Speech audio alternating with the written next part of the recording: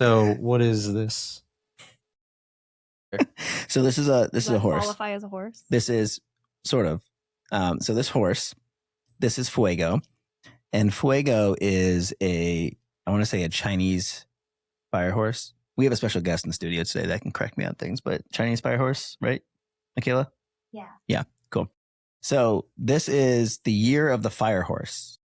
If you guys 2026 is 2026. Okay. All right. So this, the Chinese New Year is not Chinese New Year's. Right. Yeah. So this is the year of the fire horse. And so in celebration of the year of the fire horse, this company made all these cute little fire horses, and they have like little bells on them, and dogs and cats get excited and play with them. But the problem was they made all these fire horses. Finnegan's outside the moment you see. They made they made all these fire horses, but there was an error, and they made them all sad. That's very sad. It's a very sad. It is the saddest looking stuffed animal I've ever seen. So my wife and daughter very cleverly made a happy face that you can put on it, and it totally changes the perspective of what the horse is, because now he looks like a very proud horse. You have to sew that on. He's like the proudest horse ever. No, the point of this though is actually the frown, because the frown made this horse extra special. This is a collector's item because it was a printing error, which I think is really interesting. It's like a manufacturing error that makes this more special than it would have been. May I ask, what are the pink dots and the black, are they like supposed to be an extra set of eyes? Pink dots in the below the frown, like. Oh my God, I think it's more printing error. I haven't even noticed those because the frown is so. It looks like he's crying from the sides of his mouth.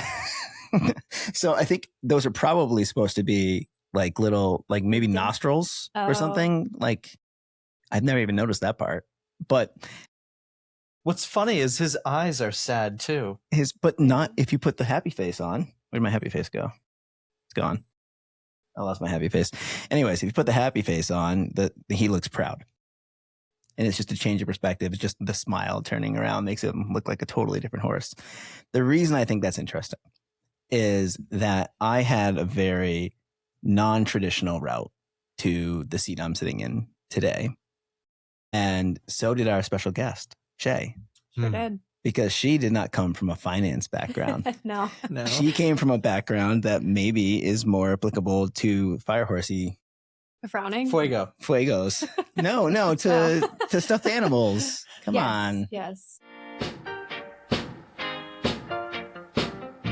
Welcome to the Compound Growth Podcast with Colin and Wheeler, where we talk all things growth, from financial growth to career growth, personal development to societal progress. We explore how each layer builds on the next, compounding over time to shape who we become.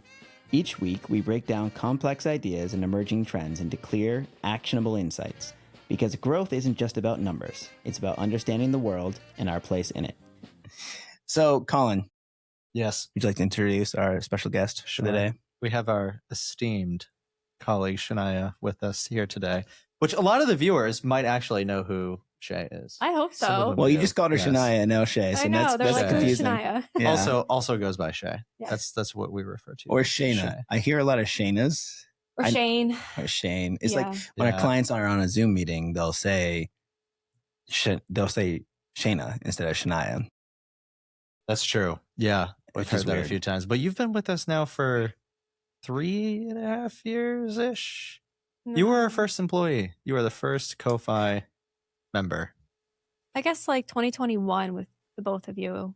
Yeah. Here, 2 years, but. Yeah, that's true. So I guess maybe 4.5. 5. Yeah, coming on 5. Yeah. Just pretty crazy. Track of time. I don't know. It all blends together these days. But yeah, it's been a journey. So I guess maybe we should start with where you came from before joining us. Wait, Should I we want hop right in? we got to talk about the name first. Why is it Shae? What's the history of the name, and why do you go by one versus the other? Your name. My name. Yeah. One day in high school, someone called me Shae. And I was like, oh, I like that. Because I grew up and I was like, the day I turn 18, I'm going to court and I'm changing my name. I don't like my name. Why don't you like your name? I don't know. I think because I grew up with no one pronouncing it right. Or like people calling me Shania Twain. And I was like. Or Shayna. Yeah. And I was just like, you know what? I'm over it. I didn't have a name in mind. I was just like, I'm so over this. And then one day someone was like, Shae. And I was like, yes. I have a very distinct memory from our old firm with the name tag. You remember that? And they gave you a name tag like on your cubicle? No, it wasn't a tag. Yeah, it was the name plate. The name plate. But I wasn't allowed to call myself Correct. Shae. Yes, exactly. Yeah, that was soul crushing. I know. That was messed up. I was like, how is this allowed? Yeah, it's like I don't even have an identity as Shania anymore. Like my dad will never call me Shae, which is fine. He gave me my name, but there are very few people in my life that call me Shania. What about like if you're in trouble? Like still? Yeah. I'm like, I don't. Like, what if Matt's really upset with you? Is he like Shania? As a joke, yeah, but like, no, he's always called me Shae. So it's not from Shania Twain. I don't think so. My parents wanted me to have a unique name, and that's what they gave me. Congratulations. Congrats. That's what I got. Yeah. So I think I'll always go by Shae. Okay. I like it. No need to use like my government name. Yeah. My government name. Government name. Damn the man. Yeah. I just don't need it. I think it's Shae is, I mean, look, they both work, right? But Shae is, I feel it's more applicable to who you are. Yeah. Which I really obviously appreciate. And our clients, while it can be confusing, because your email doesn't even Shae, it's Shania. Yeah. Yeah. I feel like, but then I always sign it Shae. Like it's a very confusing thing. There is actually, I think, I've gone like years knowing people that didn't know my name. And they thought my name was Shae. Because I just never formally introduced myself, unless it's like a business thing. I'm like, my name is Shania, but you can call me Shae. Matt will introduce me as Shae. And so people are like, wait. I introduce you as Shae. Yeah. Yeah, I'd never introduce you as Shania. Yeah. When you go to a coffee shop and give your name for the order, what do you say? What do you think I say? Shae. Yeah. Yeah. Do they spell it right? No. No. Never.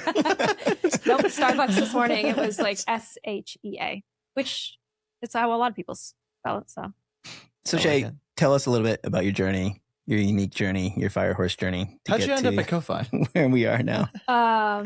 Back in 2021, I was living in Cambridge with Matt, my now husband, and I had been childcare center after childcare center. I started doing that in college, actually, and I really loved it. Loved kids. And that's just all I knew, right? Like it's something that I loved. I had no idea the money that you make or didn't make, where that would lead you in life. It was just like, I enjoy this. I'm going to do it. And so went through 3 or 4 childcare centers, and, you know, I was living with Matt at the time, and he is working for Ameriprise Financial still. But then we started to, and he was like, you make how much? And I was like, right, how little? Yeah. And, you know, I never really thought about it because for most of this time I was living with my dad and I didn't have to pay rent.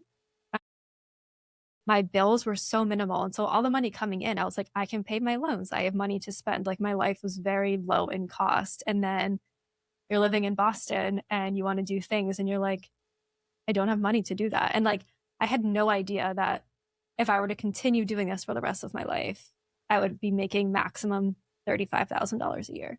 Yeah. For a full-time job. For a full-time job. And something that I learned that I didn't love enough to not make the money, which is really sad because I think that's what a lot of people deal with in that field.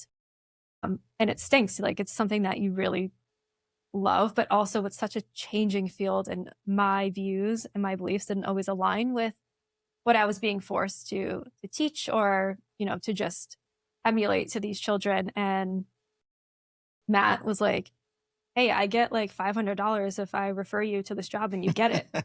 And I was like, cool. And so I just had surgery on my foot actually. And so I remember hobbling into my interview at Ameriprise, had no idea. I'm like, what am I applying to? I like didn't even know, like I knew that I had a 403B, but I did not know what that meant, right? I was just saving money. Long story short, I got the job, and for the first year, I felt like I was just like drinking from a fire hose. I was like, what does all of this mean? Like, didn't not know what the stock market was. No, my job then didn't really have anything to do with finance per se. It was filing papers and using my skills as like a relationship manager to just, you know, talk with clients on the phone, but nothing in depth what I'm doing now. So, yeah, I guess that's kind of where my background comes from. I still love kids enough to have my own. We'll get into that. Yeah, Yeah. but I don't regret that choice for a minute. But I'm very thankful to my husband for, encouraging me to try something new and learning that, money matters and you can love something so much, but if it's not going to lead you to a life that you want to live, it wasn't going to work for me. You want to know what I find funny is you didn't know what you were applying for necessarily when you applied to Ameriprise. Tori accidentally applied to our company and ended up here. There seems to be a common thread of people not knowing that they're ending up here with us. Yeah, and it's crazy because I went on to take all these exams, right? To like get licensed, and I couldn't imagine like going from thinking ABCs, right, to like taking the Series 7, and it's just crazy how you end up there from where I was. Yeah. So I'm just curious because, I never thought about, I think a lot about, through elementary school or high school or middle school, how the curriculum can be kind of shaped by like pressure from, the community or the government or whatever. But like that starts as early as like preschool. It kind of does, and not in the way that you would think, right? Like there is structure, and I'll say with preschoolers, you're not really teaching them like grades stuff. Like you're not teaching science. It's about like the weather and stuff like that. But I'll say a lot of it was the ability to or not to like intentionally teach a child to do something. Like there's different approaches. I don't know if you've heard of like Montessori versus a traditional approach. So like I worked in one childcare center that was sort of Montessori, and it was like child-led, and like I wasn't allowed to ask a child, what is this letter, right? It was like that conversation had to come up naturally. Oh, wow. Yeah. And it wasn't so much as if you were caught doing that, you would get in trouble, right? It was just like their belief was like, it's child-led. Your curriculum is based on what they're interested in. And I really struggled with, I feel a sense of responsibility to get them ready for kindergarten or something like pre-K, depending on how old they were. But not being able to intentionally do that and having it come out through play was really interesting to me. That is interesting. We looked at a Montessori for our daughter when she was born. There was one in, I think it was like Malden or something like that. Yeah, I think they're great, but I think as the teacher, if you believe strongly in one way, it can be really difficult. And then I worked for Head Start in 2 different locations, and Head Start, I'm sure we'll get into this.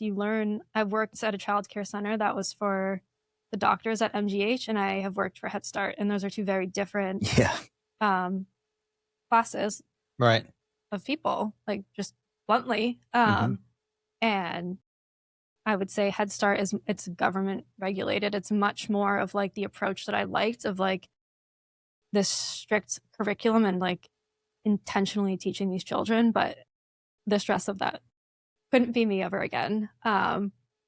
I imagine the Montessori route would have been tough for you because just knowing you're such like an organized, it's actually kind of why like I left. driver person, Yeah, it's why I left that. I loved the people I worked with. I loved the kids, but I was just like, I didn't love the approach.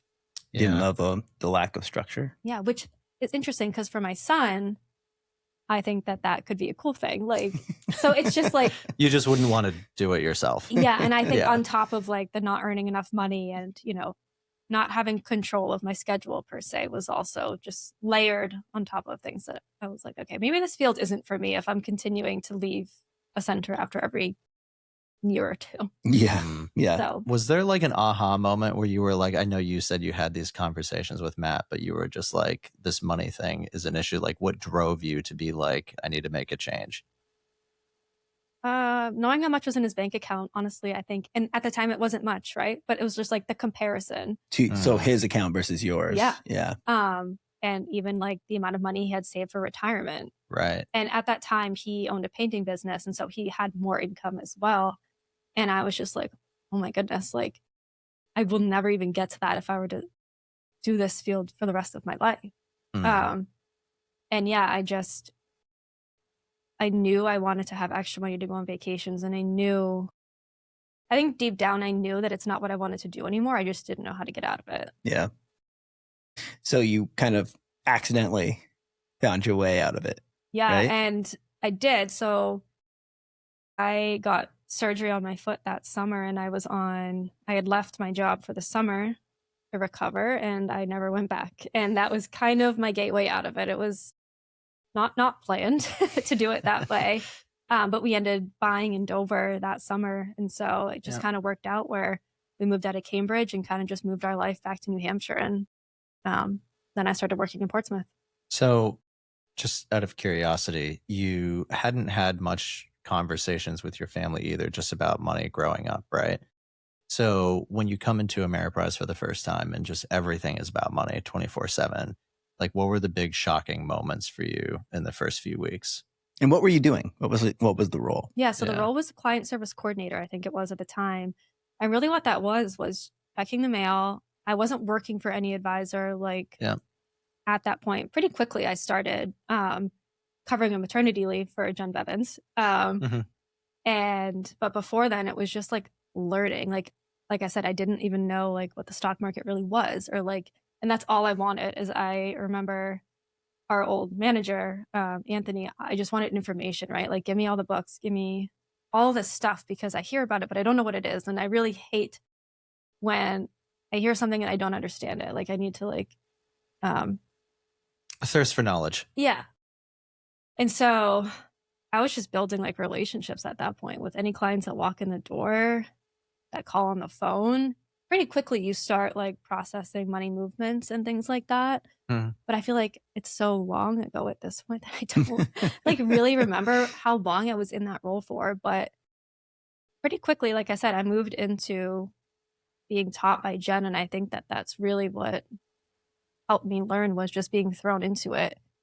And you were thrown into it. I feel like it was terrible. When Jen went out, you were working for one of the more demanding advisors in the office. Yeah. And she was absolutely like one of the best teachers that I've ever had, though. Like I think because she's so good at her job, and to this day, I will still go to her for advice for work, because, you know, she was just like, I was like, I want to do that. Like, I want to be so good at something and want someone to like rely on me so badly that they can't function without me, which could become unhealthy.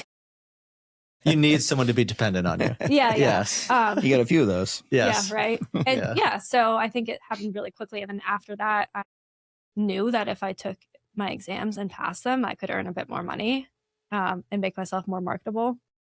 Not that I would ever leave, but. Thank you. We hope not. So going over the exams, everybody kind of has heard probably the term Series 7 and Series 66.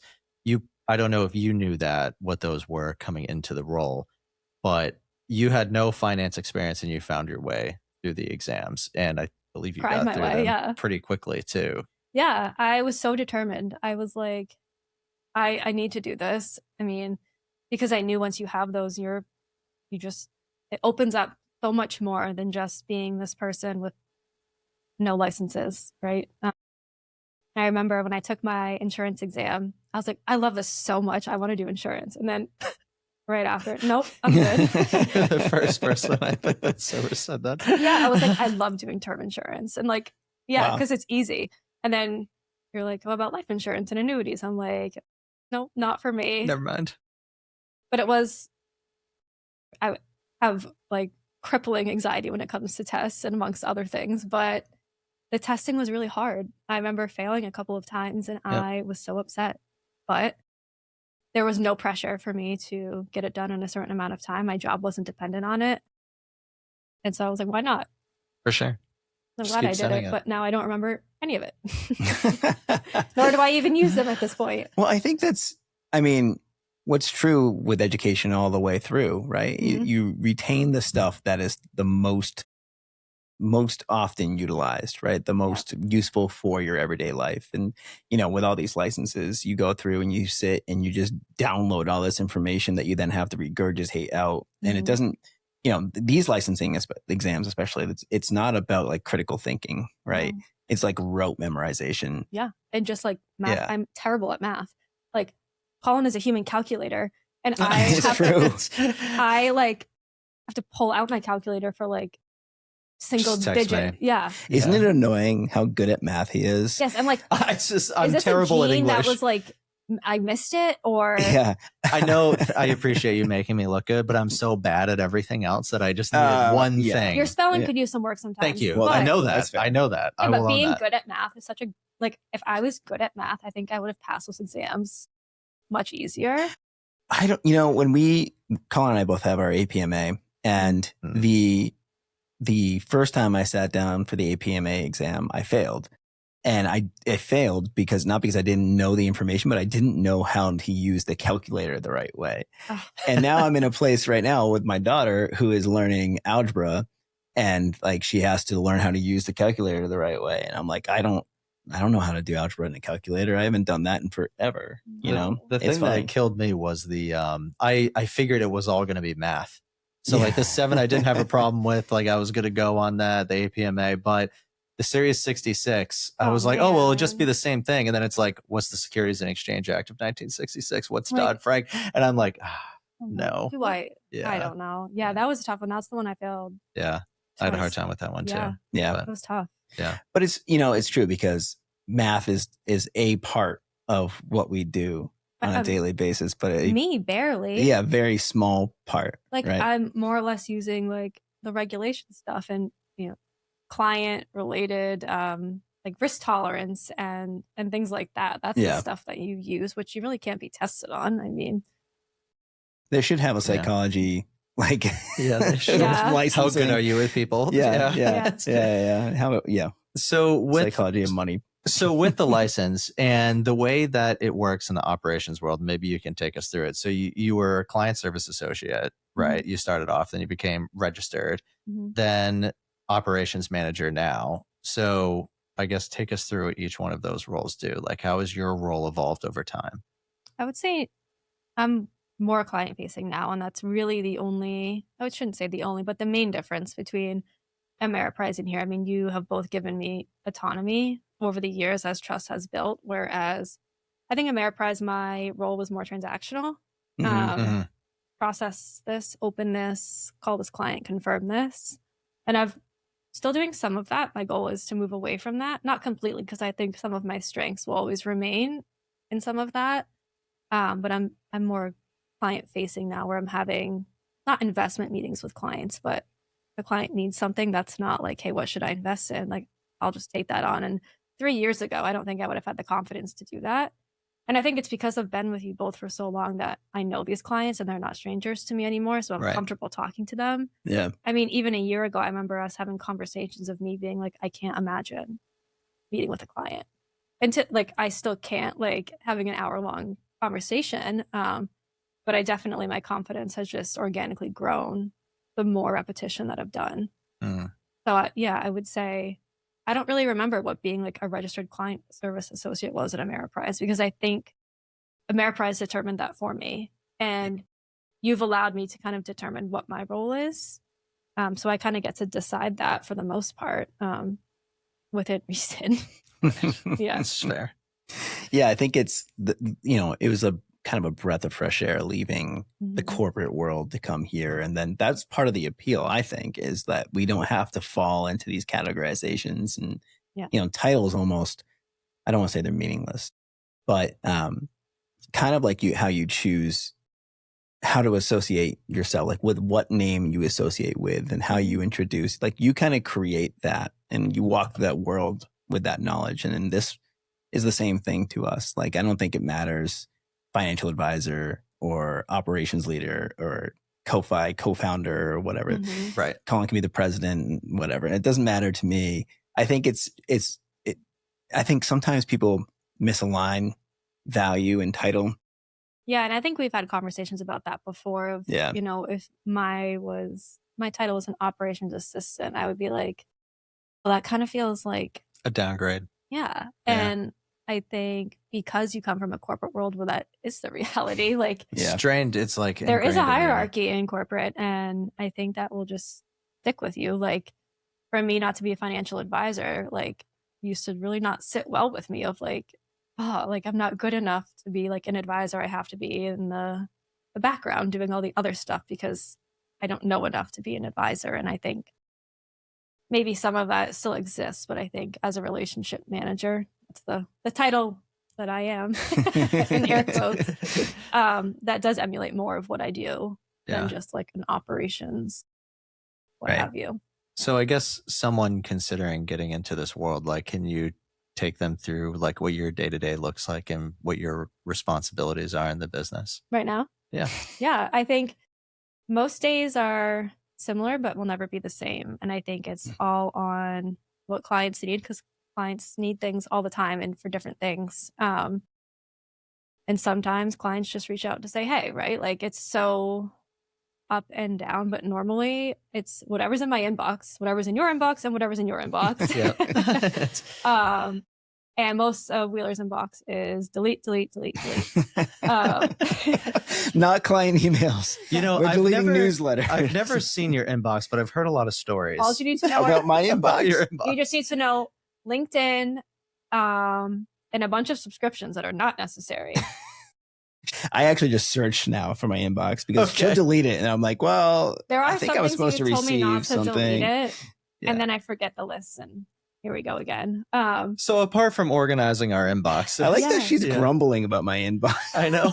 It's just like it's gotten better for sure. No, it's fair. I have a long running list of tasks that just like exist because a lot of my role is not just like move money from here to there. It's an insurance application. It's helping a client. If there was a meeting that you had and they're supposed to be moving money in and rebucketing their accounts. And I think a lot of what I do is helping them do these things. It's really hard to say what my day-to-day looks like, honestly, because I could sit here and say, oh, I answer any client calls and do my task list. And what is my task list? Like if I think of what I've done today, we had our meeting. And then I had lunch.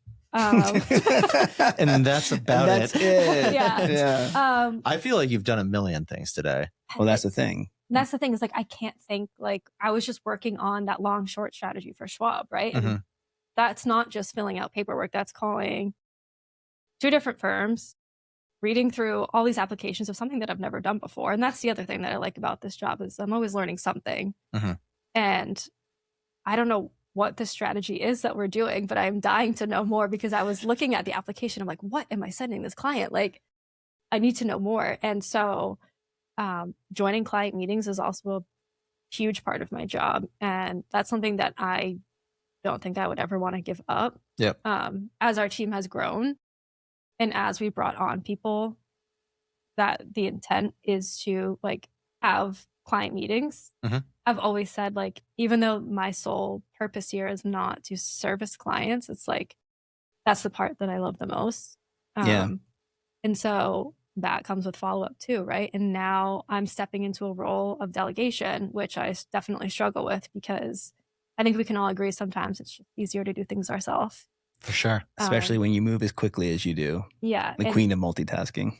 You were my first, technically second CSA I've ever had. Third. No.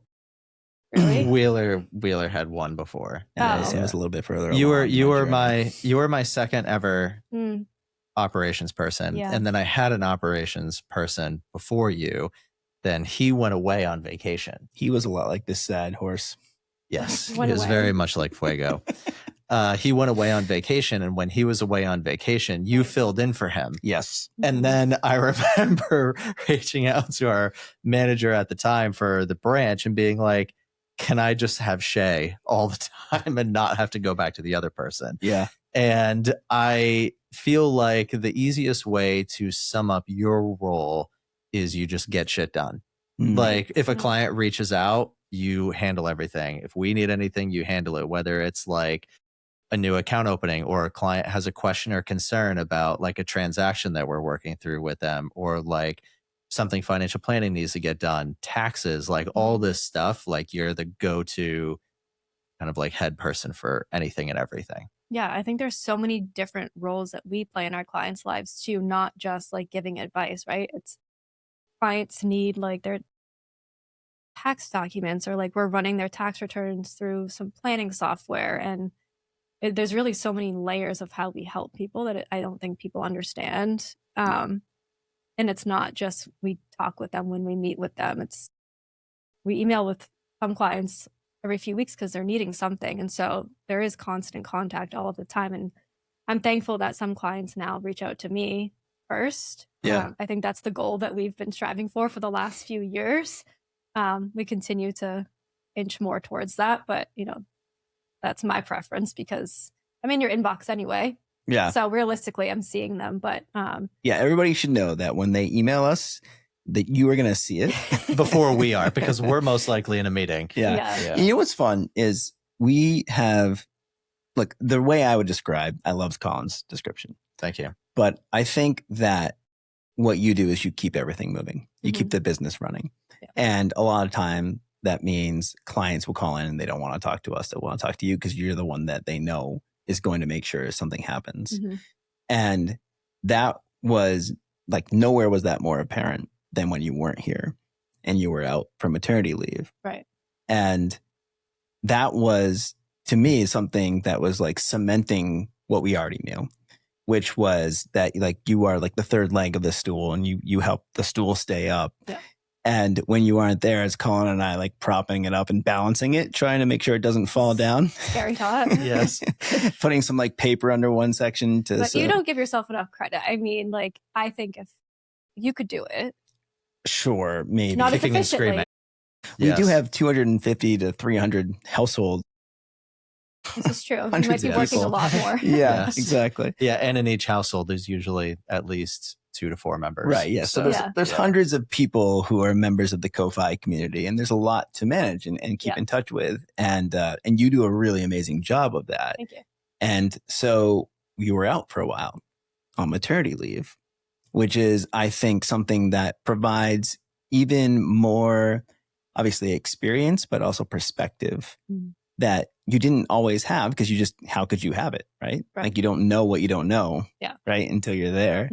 As the other parent in the CoFi office, I appreciate having somebody that can understand me a little bit better now, because for a while it was just like me and all the young kids. Yeah. Don't give me that look, Michaela. Everybody's like, "Well, I watched these 8 TV shows last night," and I'm like, "I watched one episode of something." Yeah. This is where I can sit back. Yeah, kick your feet up. Yeah, exactly. Yeah. So, I mean, look, you've at the same time, while I might compare us, it's an unfair comparison because as a mother, you have a different journey than I do. Can you talk to us a little bit about what that's been like for you? Like, obviously, you knew you wanted to be a mom. You love kids. Now you have your own kid. Just talk to us a little bit about what this experience has been for you. Yeah, it's been the hardest thing that I've ever done. It's been great, but it's the hardest thing I've ever done. And I think you don't know that until, like, I knew I wanted to be a mom, but you don't know what comes with that and balancing work and the guilt that comes with being a working mom. So when I first had Wes in August, I wasn't even thinking about going back to work because it was so new. I was like, I have so much time. And my plan was to go back full time. And, I was going to be fine. I was not fine. And I realized I wanted so badly to stay home with him. But at the same time, I knew that I so badly wanted to come back to work.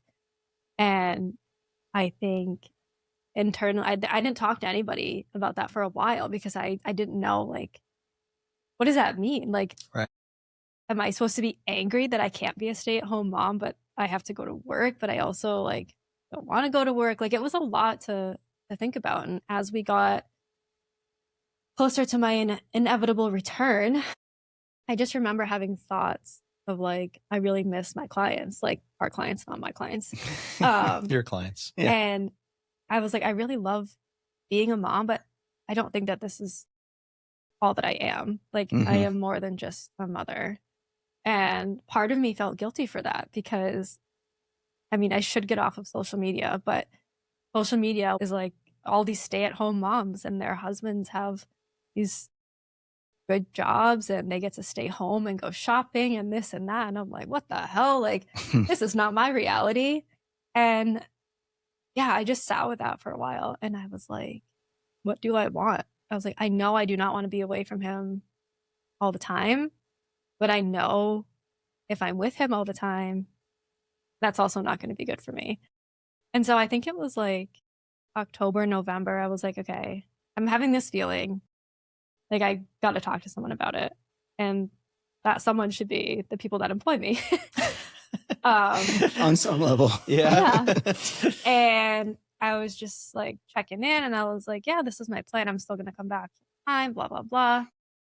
Everything was great. And I think it was just such a distorted reality because it wasn't what my reality was going to be when I came back to work. Like, I couldn't just mosey about my house all day. Like, I felt so safe inside of my house with this newborn. Like, nothing could hurt us. Everything was perfect. And then real life started to creep in. Matt started going back to the office, right? And I was home with the baby by myself. And some days I was like, nope. Like, I got to get out of here. Yeah. I was like, there's some part of Shae that is like, needs to not be a mom. And so when we had the very honest discussion of how I was feeling, I think we came to a conclusion that would fulfill me in the best way possible. I think having that discussion with my husband did not go over quite as well at first. And what was that, though? Yeah. It was going back part-time. Okay. Yeah. So and he didn't want you to go back part-time. No. And there was obvious of me being like, I don't think I can go back to work. Not because I didn't want to, but because my anxiety was so bad about leaving my child that I felt like I couldn't. And the way that I battled that was like, this is not fair to my child. Like, I can't not do this because of my anxiety. Like, he deserves like to experience the world outside of me and outside of the home. And what it came down to was money. And it was, you have to work. We don't make enough for you to not work. You can't go back part-time. We don't make enough for you to do that. But I did. And it was a really hard conversation to have because you have this plan of like, we had this period of time where it was a little bit rocky, where we didn't have full income and we made it work, right? Like, I wasn't leaving the house as much with a newborn. We weren't spending as much money. It just felt fine. And then we got oil bills. We started going more places. We started traveling again. And we felt the effects of me not working full time. And I didn't know what to do. I was like, I can't go back full time, but I know that part time isn't really sustainable. And so I had that discussion with Matt. And I think for a while he sat with that, being like, I don't know how to respond to this. And we've had to have a lot of hard conversations about money and how we should split things up with him, you know, bringing in more money at the time. And yeah, so when I came back, I was still part-time, and I was just so thankful. I was like, I will do anything that I have to make this work, because that mattered more to me than making a full-time salary at that time. You and I had a lot of chats in between, but when you came back part-time, I remember you were obviously out for a while on maternity leave and things were getting done, but not super efficiently. And within the first like 2 to 3 weeks of you being back part-time, like so much had gotten done, like so quickly. And we were like, you know, part-time Shae is better than a lot of full-time other people. This is true. And then we also noticed that the days that you were off, you were still working. Yeah, because you can't seem to shut off. No, because it's like, I don't know. You can't either, right? That's fair. I can. Yeah. I don't know. I just feel when you care about something, right? It's of course. Like, yeah. I care that my clients are emailing me and they don't know why I'm not emailing back. There's nothing in my signature that's like, I'm currently working part-time. Like, I'm off on Wednesday. Yeah. And it's like, I just felt this like sense of responsibility to these clients to at least, because I always like to answer within 24 hours or at least pass along the message of like, hey, can you take care of this? And I think for the first couple of weeks, I really was off because Wes was still kind of young and really, I mean, he's even busier now. But then I slowly started checking my email and doing things during his naps or just checking in. And I was like, this feels so much better to me than completely shutting off and coming back on Thursday and being completely overwhelmed and then going into the weekend with work to do. Yeah. So for me, it was just, I felt good doing both. Yeah. And that's what brought me like joy. So then we had, as a team, some conversations about, Mm-hmm. you know, how long you would be working part-time. And if you were going to be part-time, we said, you know, don't work on those days that you're not getting paid to work. And I think that we all came to a realization that what you needed and what the team needed and the business needed was, you know, quote unquote, full-time, Shae, right? Full-time pay with flexibility. Yeah. So that you can have the right, you know, time with the West. And I kind of like, it's in line with everything we've been talking about, right? Yeah. It's like, you don't need certain titles. You don't need these like bureaucratic guidelines that we have to follow. Yeah. You know, just be human. I mean, exactly. I think one of the things I enjoy most is you can give me like, I think we might have a handbook. I don't really know, but we have somewhere the framings of a handbook. But I think we have an outline, at least. But support isn't something you will never find in a handbook, right? Like, there's nothing in a handbook. I mean, maybe that's like, we will support you, but like, I can't. And that's why I care so much about this business and about you guys that I would do anything to like not let it fall apart because of the support that you guys have shown me as this new journey. I mean, who knows? I'm pretty sure you guys probably thought I wouldn't come back. I don't know if that ever crossed your mind. Maybe. We were worried about it. Yeah. I mean, certainly as business owners, you have to think about the risks. One of the biggest risks a lot of people that you don't. Yeah. Like some people are just like, I love this so much. And I would say like, if I was still at Ameriprise and I went on a maternity leave, probably wouldn't have gone back. Yeah. Yeah. Yeah. But like, you guys give me something to come back to, right? Like, I didn't come back because if I truly, truly was so anxious that I couldn't come back, like Matt and I obviously would have had a different conversation of like, we'll figure it out. But it was very easy for me to come back, right? Like it was hard, but it was the easiest choice. Do you think the ownership of your tasks and your role and the autonomy is what gives you satisfaction and the desire to come back? It's some of it. Yeah. I think it's our friendship too. Like coming and just like, yeah, you guys employ me and you could fire me. And that's a really big like power to have over me. But you guys are also my friends, right? Right. Yeah. Like it's something that I enjoy. I enjoy coming in and just like being friends. So yeah, it's the clients, but it's also you guys. Like, thank you. It wouldn't be like not going back to Ameriprise. Like I'm just a number, right? But like I know what this business would be without me, and it would be fine. But like I know that like I've just built so much of it since we came here that you know.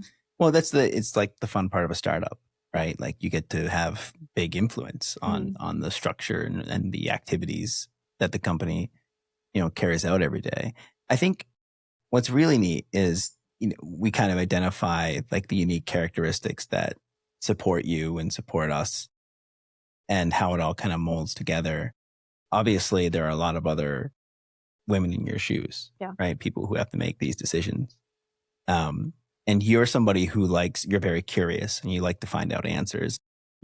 I know that your like information diet has changed.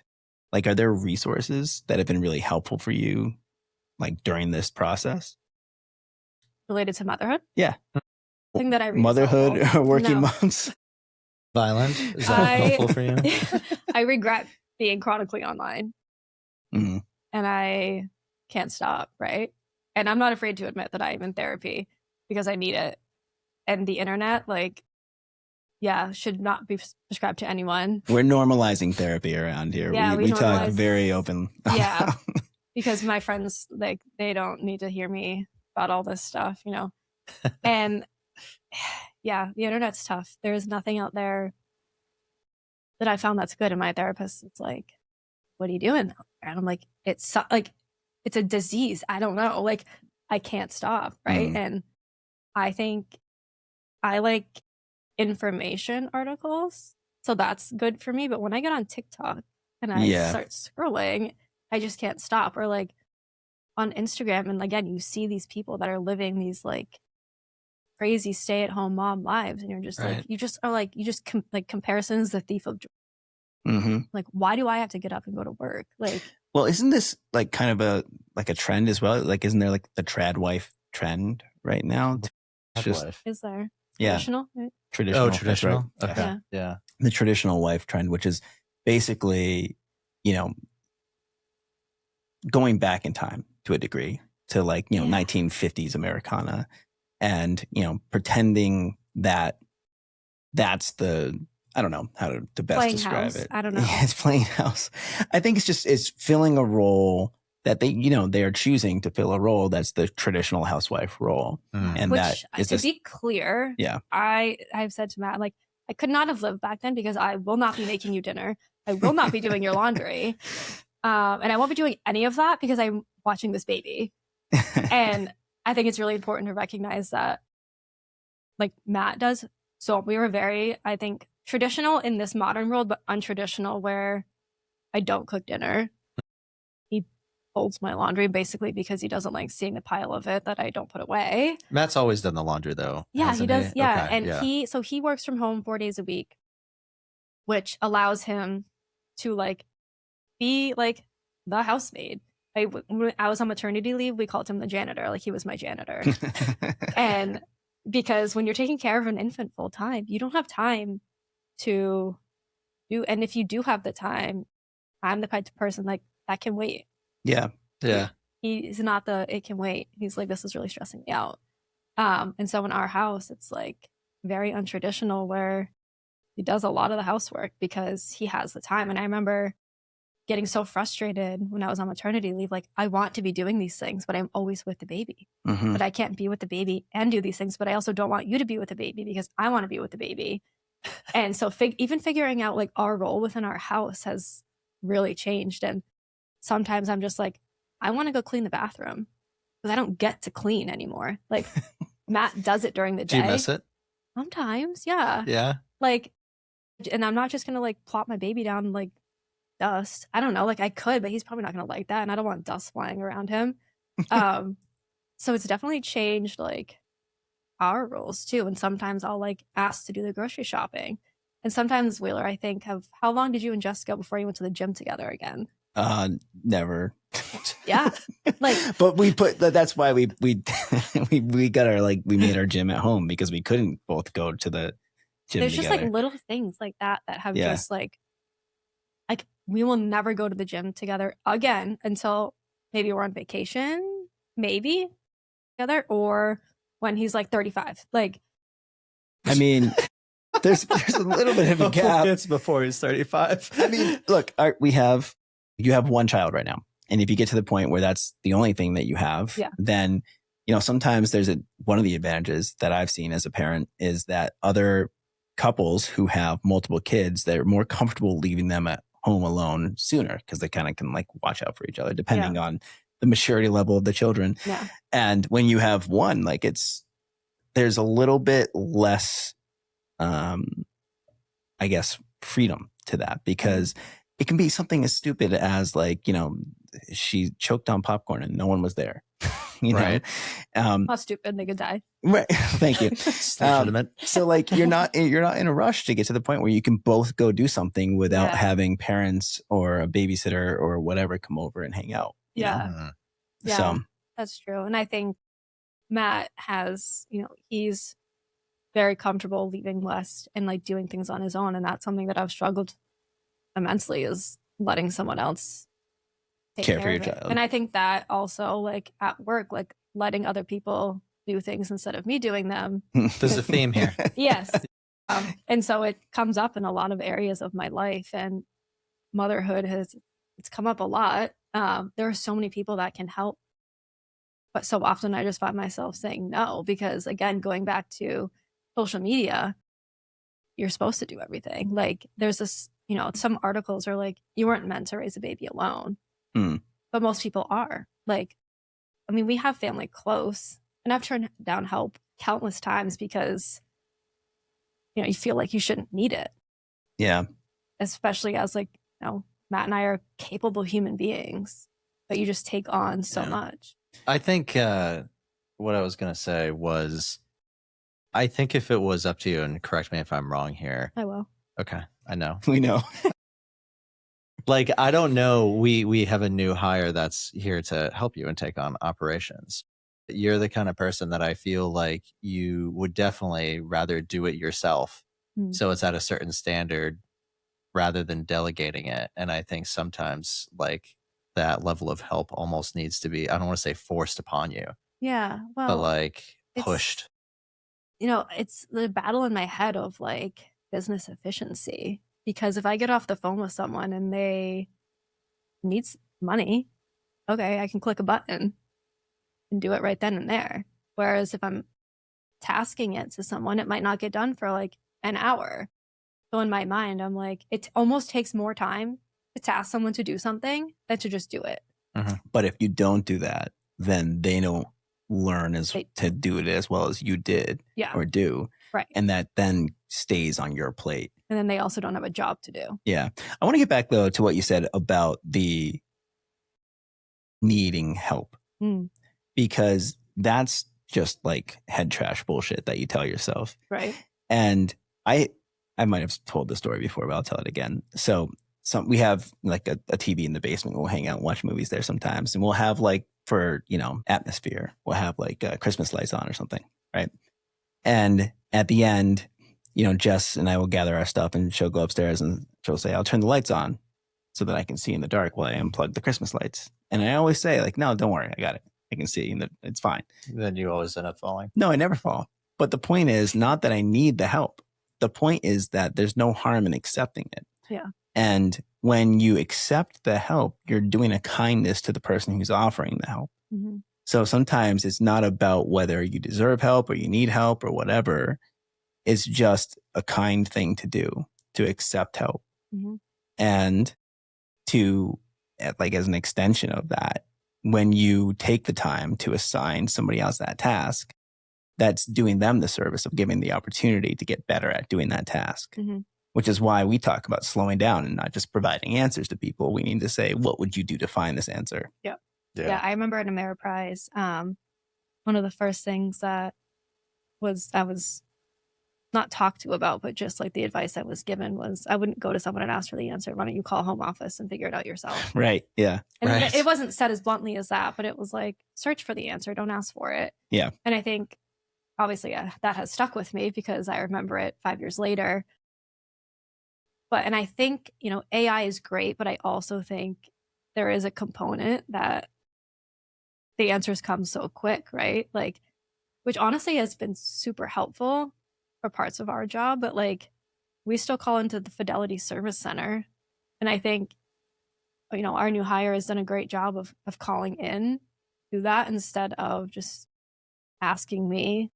And I would do that a lot at Ameriprise, just ask Jen, like, hey, what's the answer, this or that? And then someone was like, no, like, figure it out yourself. And this is a hard truth, but I think it helped me a lot. Yeah. Sometimes you have to, like, regarding people and just new hires and everyone in general, there's one thing to just like do a task and check it off. But there's another thing to be like, why did you assign me that task? Or what's the purpose of this paperwork? Before we came in here, you were like, why are you doing this strategy? Yeah. Because if a client calls in and asks you, which they will, they're going to get to you. I don't know. Right. They're going to get to you before they get to me. Like, okay, thanks. I'll take my money elsewhere. Like, right. You're the first line of defense. Yeah. I don't ever want to be the reason that someone chooses to leave us or not join us. Like, and I think sometimes that's a big, I don't know the word, but like responsibility almost of, I want to know my shit. Yeah. And I'm never too proud to say I don't know. Yeah, that's good. I don't know, but I'll find out. Yeah. Right? Can we just say, how long was that? So we went like 53 minutes without talking about AI, which is impressive. It's probably like a new record for us. Yeah, and I want to be clear. Thumbs up. I want to be clear that I didn't bring it up. Colin didn't bring it up. It's first time for it's everything. Not our fault. Yeah. It's everywhere. That's when it came up. It's everywhere. But I think though, since you brought it up, that you're the perfect example in my mind of why I don't worry so much about AI replacing everybody, because I think you're irreplaceable. Thanks. And I agree. I know we're on the same page with that. So I just want to say thank you so much for everything that you do. And I want to say it very publicly so the world can hear how much we care about and rely on you, and how our clients care about and rely on you. Yeah, thank you. And I think it's a really special thing. Yeah. I mean, we have been excited to have you on for a long time. We're very excited to have you back for maternity leave. I know it's been a while already, but almost 5 months. You are the third leg of the stool. Yes, the stool's back. Stool's back. I guess one closing question, and then we have to wrap it up. So you've been in finance now for 4 years. Mm-hmm. You've been through a job change. You've been in multiple roles. Is this a field that you would recommend, not just for people in general, but women? For women? Because I feel like women are very underrepresented in finance. It's very true. Yeah. I mean, I think a lot of women are in the role that I was in when I was hired at Ameriprise and don't make it much further than that.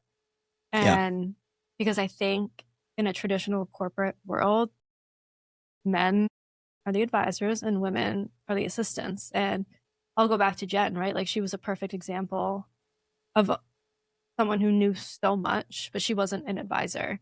Right. And her advisor depends on her. And so I think once people know not how easy it is to get into this field, but you don't need an MBA to be in my role. Right. And once people realize that, I mean, I think you have to have some level of like interest in this field and knowledge of what's going on, but you can do so much with it, especially in the RIA space. Like you're not put into this box.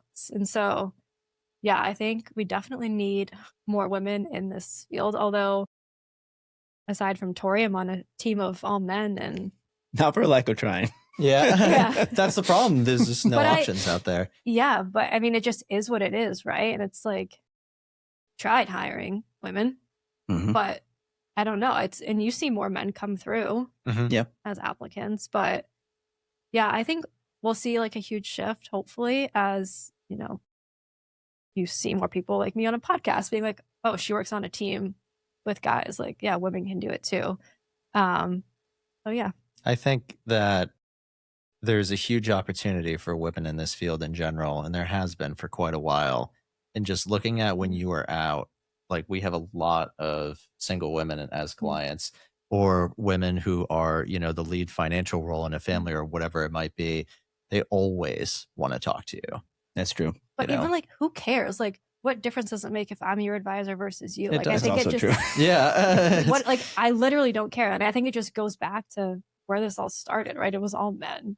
Yeah. And so I think it's just like shocking to see a woman in this field. Maybe because they don't think you know anything. Like, I don't know what it is, but I actually think that part of the reason that that women want to work with other women in this field, watch me mansplain this, is that there's an inherent trust that's there. Like somebody like, you know, I feel like finance, just like with cars, women often feel spoken down to or taken advantage of, et cetera.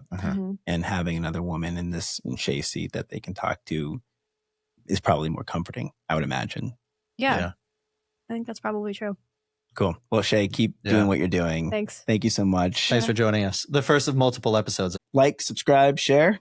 Like, subscribe, share with a friend. Send us some questions to poundgrowthpodcast@gmail.com. Nailed it. Love it. Looking over at the women for I'm nothing without the women. We usually do. Thanks, everyone. The information in this material is for general information only and is not intended to provide specific advice or recommendations for any individual. Investment advice offered through Integrated Partners, doing business as CoFi Advisors LLC, a registered investment advisor. Integrated Partners does not provide legal, tax, mortgage advice or services. Please consult your legal tax advisor regarding your specific situation. Past performance is no guarantee of future results. All investing involves risk, including loss of principal. No strategy assures success or protects against loss. The economic forecasts set forth in this material may not develop as predicted, and there can be no guarantee that the strategies promoted will be successful.